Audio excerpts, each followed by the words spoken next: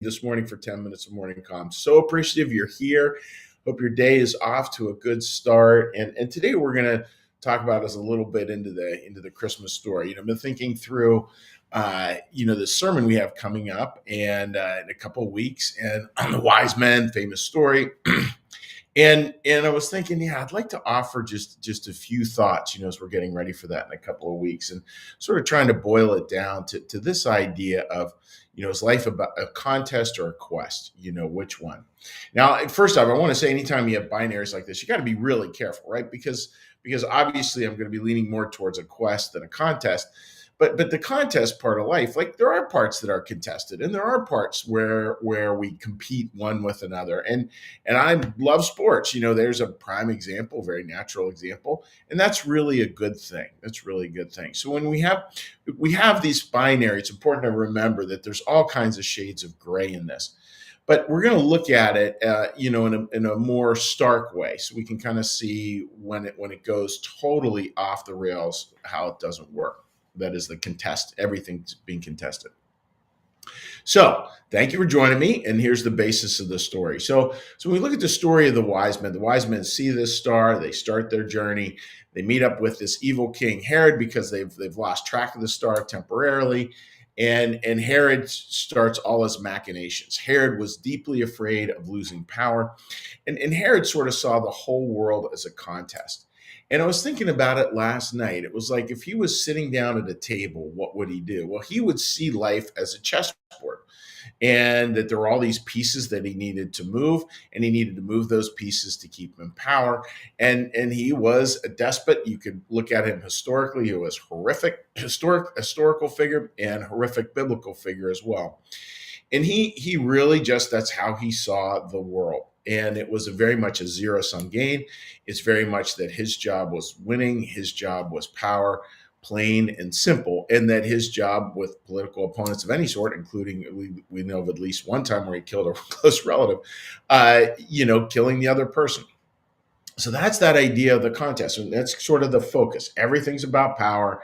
Everything's just focused on this game, this contest over here. And along comes these wise men, and the wise men are very different. The wise men, their whole journey started with the star. And the beautiful part about a star signifying like a quest of some sort in our lives, this spiritual journey in our lives, we never actually reach the star. Stars guide us to places, but we never actually reach there. It's these beautiful, beautiful, I would say a symbol of this quest, this thing it can stir on our hearts. And so here are the wise men. They're over here. They get this sense of this quest, and they start moving. They meet up with Herod, and I love this part, right? It's sort of like amnesia. They forget he's playing a different game. He's all about the contest. He's all about this winning and losing, and so for them, it's kind of, he gives them directions, says, go out when you find the child, let me know so I can come worship him. And they probably had a sense that was a bunch of what. And then they go outside. There's this beautiful line. It's what we're going to preach on in a couple of weeks. They were overjoyed when they saw the star again. In other words, the quest got rekindled in their heart. Like, oh, there it is. That's what this is all about. Because we do that, right? Like, we all forget. We have this quest we're moving on in life, and then we can easily lose track and think, oh, it's all about power. It's all about getting my way. It's all about right and wrong. Right, I shouldn't say right and wrong. It's all about me being right, them being wrong.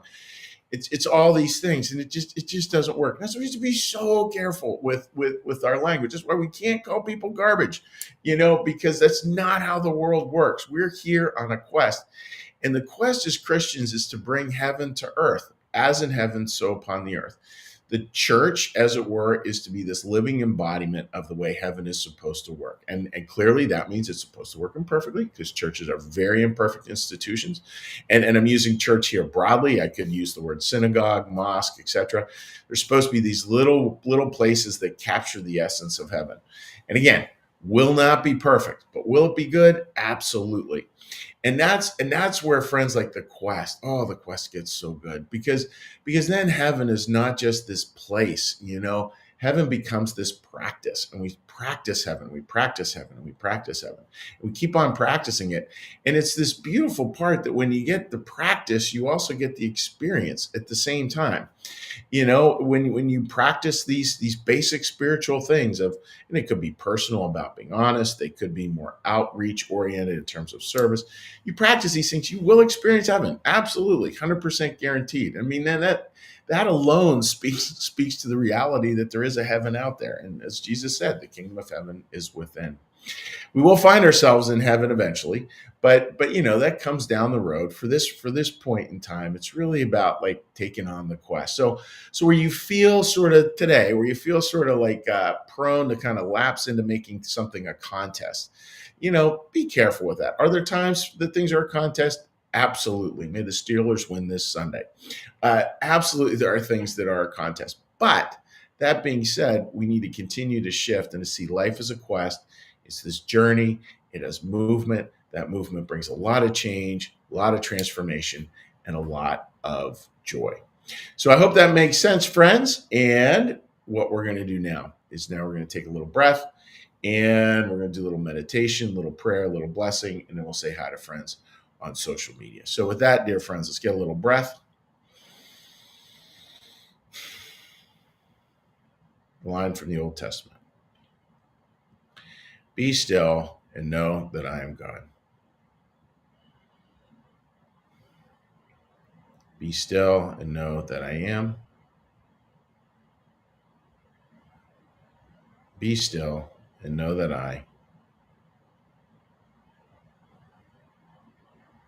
Be still and know that. Be still and know. Be still and.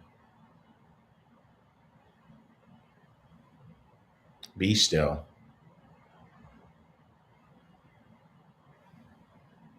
Be. Our Father, who art in the heavens, hallowed be thy name. Thy kingdom come, thy will be done, as in heaven, so upon the earth. Give us this day our daily bread, and forgive us our debts, as we also forgive our debtors. And lead us not into temptation, but deliver us from evil. For thine is the kingdom, and the power, and the glory forever. Amen. May the Lord bless you and keep you. May the Lord make his face to shine upon you and be gracious unto you. May the Lord lift up his countenance upon you, bring you peace, and bring you home. Amen. All right, dear friends, let's give a little cheery hello to folks and say hi. Again, I hope you're all doing A-okay. Feels like the holiday season is right around the corner, which is pretty darn incredible. All right. Linda, good morning to you, my friend. Patty, my dear buddy, good morning to you. Hello, go Steelers. That's good. Patty and I are both big Steelers fans, as everyone should be. Martha, good morning to you. Looks like you're a little chilly. You're a little chilly out there. All right, let's flip over to here. There we go. All right, one more comment there. Barbara, good morning to you. I hope you're doing well, my friend. Chinani, this beautifully said, peace and contentment cannot be found in the contest. I'm in a constant quest to unite with my God and his children. Thank you for sharing this. Yeah, right. It's so beautiful. Boy, that's beautifully said.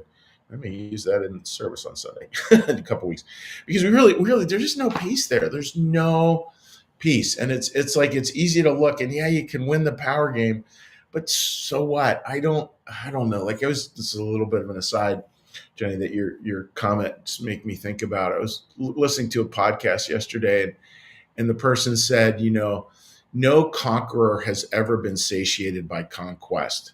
And I thought that's really interesting, right? Like of course, there's no peace in that. It never ends. It's just we have X amount of power, and we want more, and then we want more and want more. We gotta sort of knock that off. So this is a pretty stark choice in some ways, and I like your point about peace. It's really, really well said, my friend. All right, all of you dear, wonderful souls, we will see you again tomorrow here.